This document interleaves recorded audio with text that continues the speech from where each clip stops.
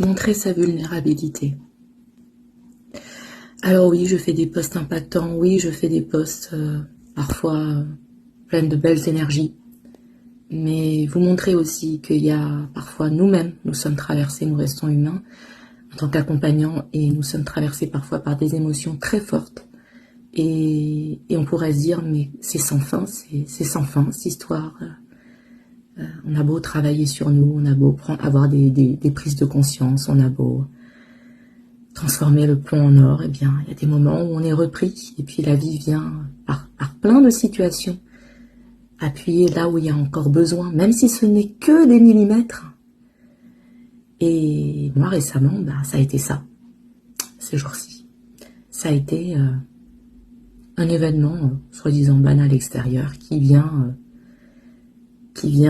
appuyer là où il y a encore besoin d'éclairer, parce que vous savez, il y a c'est comme quand on laisse une pièce trop longtemps dans l'obscurité. Quand on met de la lumière dedans, ça peut faire très très mal. Hein. Quelqu'un qui n'a pas vu la lumière depuis très longtemps, ça peut être très brutal. Et là, c'est un petit peu ce genre d'expérience, quoi.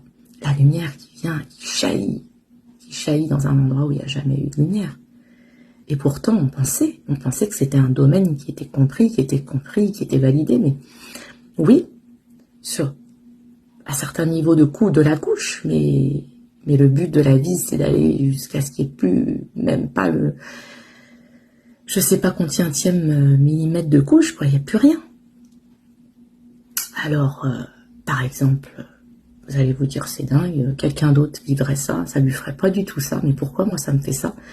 Parce que il y a encore un petit peu de poison à libérer, hein, il y a encore un petit peu de choses à comprendre, et vous savez, plus on a souffert, plus la guérison va être longue.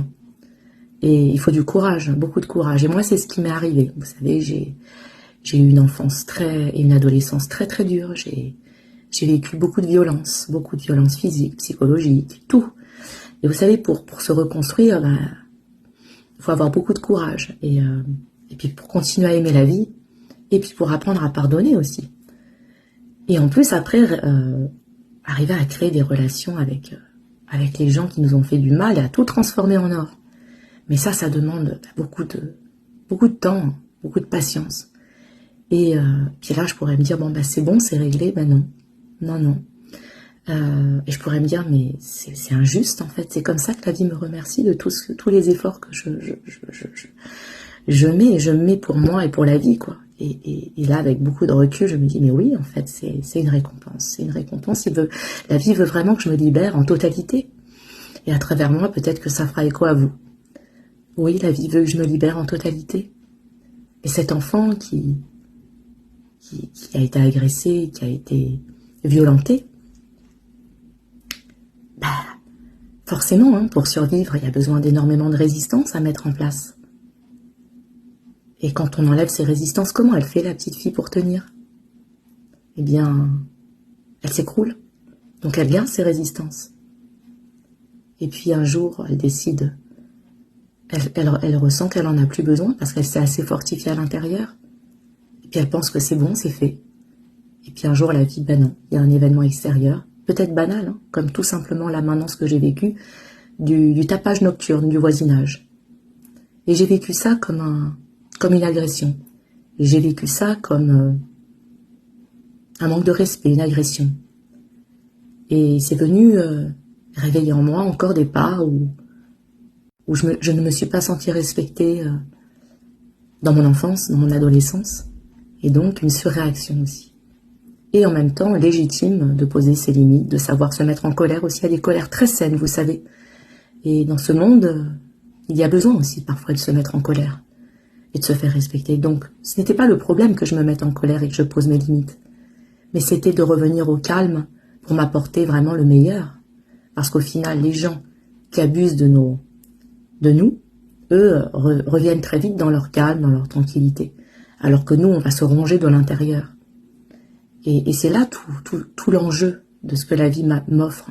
C'est Alice maintenant, ok, tu sais te faire respecter, mais à quel point tu t'aimes pour revenir aussi facilement au calme, à la paix, à l'alignement intérieur et à l'ancrage, et à une sérénité profonde. Ce qui n'enlèvera rien, et c'est là où c'est pas évident, de se sentir encore en sécurité dans cette posture et toujours prête à se faire respecter. Et là, il y a deux choix qui se posent. Il y a deux choix qui se posent dans ces cas-là pour nous. Soit je continue à alimenter ma colère, ma rage, et je me ronge de l'intérieur, je me fais du mal, et je peux même en tomber malade.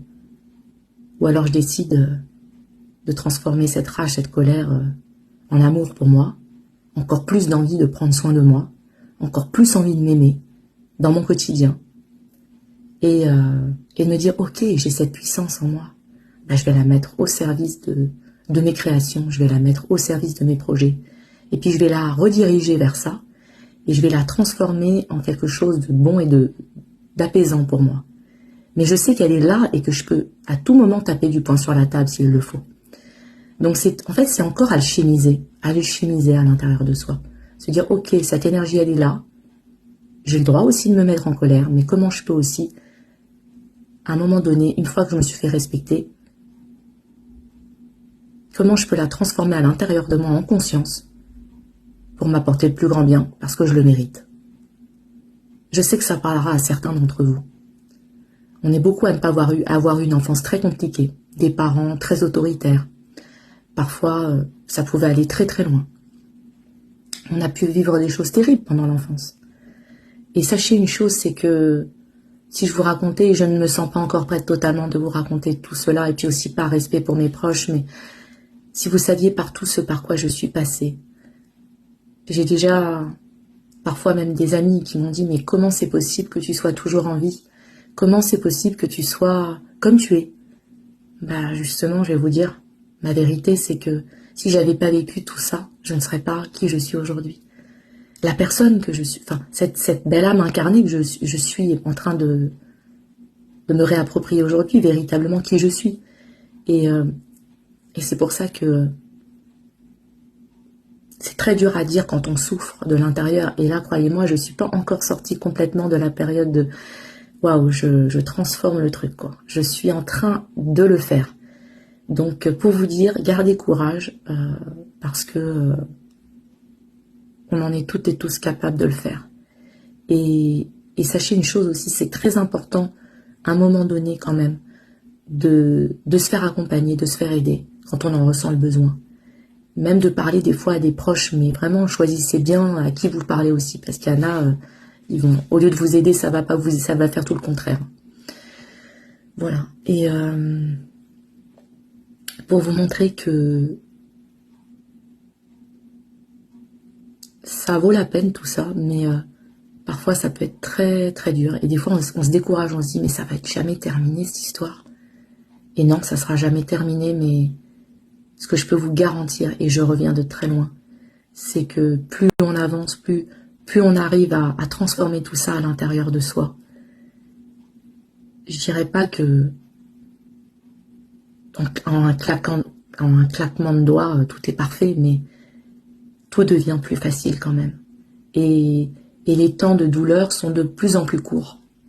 Donc vraiment, c'est un message d'espoir. Et puis là, bientôt, en février, je vais faire cette fameuse conférence sur les émotions. Donc de par ce que j'ai traversé, de par mes expériences, c'est aussi pour pouvoir vous aider à mieux vivre ces passages où on vit des émotions trop fortes et on se sent à bout. Et comment arriver à transformer et à transformer au plus vite ça pour nous-mêmes, pour souffrir le moins possible et en faire quelque chose de bénéfique pour nous. Voilà. Donc parfois, c'est aussi pendant un jour, ou même une après-midi, se couper de tout et faire silence et laisser émerger ce qui a besoin d'émerger. Des fois, on a besoin de pleurer. On a besoin de pleurer pendant 1 heure ou 2. Peut-être pas 1 heure ou 2, mais des fois, on a besoin de pleurer pour évacuer ça et accueillir l'enfant en nous. Et plus on va le faire, plus on va se sentir bien, et plus on va libérer et on va se rapprocher de ce diamant brut qu'on est toutes et tous. Hein. C'est juste que on est venu aussi expérimenter et puis grandir. Donc voilà, à travers toutes ces expériences, Tout est amour en vérité, tout est amour. Toutes les plus grandes expériences douloureuses peuvent être amour. Et aussi bien les plus grandes expériences que douloureuses que les petites choses du quotidien qui peuvent venir appuyer sur des parts de nous qui sont encore peut-être blessées ou qui ne sont pas encore totalement libérées.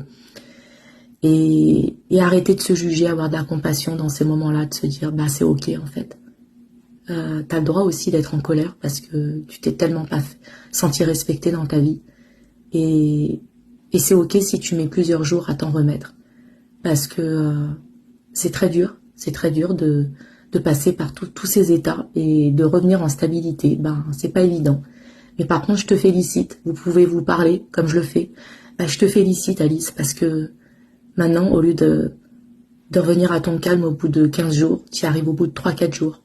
Donc, essayez de voir aussi vos progrès et vous féliciter. Vous allez voir que petit à petit, bah, vous gérerez de mieux en mieux tous ces états-là et vous verrez que vos expériences seront de plus en plus légères parce que la vie vous montrera à la vie, bah, c'est bon, j'ai compris ça en fait. Maintenant, on peut passer à autre chose de plus léger, s'il vous plaît.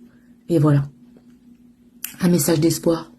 Voilà, pour vous dire que quand vous sentez des émotions trop fortes en vous, c'est que ça vient appuyer sur quelque chose aussi.